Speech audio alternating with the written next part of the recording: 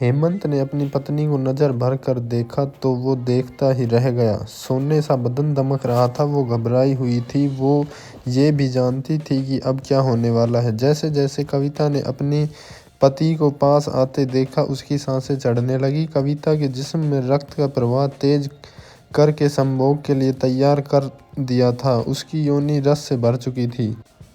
उसका शरीर पसीने से तरबतर हो रहा था। हेमंत ने आकर उससे पहले कविता का हाथ थामा। कविता की सांसें अब फूलने लगी। हेमंत ने कविता को चूमना शुरू किया। कविता ने पूरी तरह से अपने पति को समर्पित कर दिया। अब कविता हेमंत की बाहों में बर्फ की तरह पिघलती जा रही थी।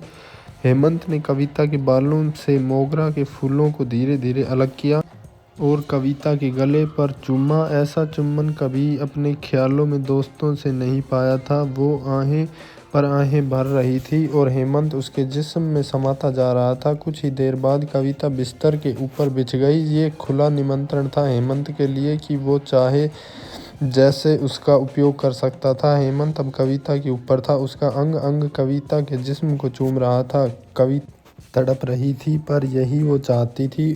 उसने बिना देरी किए कविता के उन्नत स्तनों को चूमना शुरू कर दिया।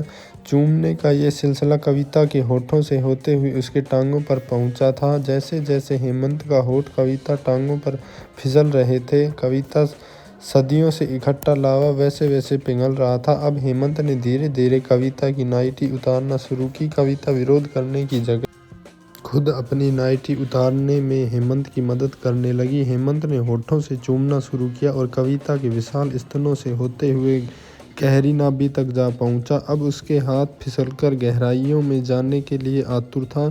कुछ ही पल बाद कविता बुलंदियों पर सवार थी। हल्की सिसकियों के साथ साथ तबले पर पड़ती थाप से मधुर आवाज़ कमरे में गूंज रही थी। ये आवाज़ तब तक गूंजती रही जब तक हेमंत का सिर ढहकर निढार न हुआ।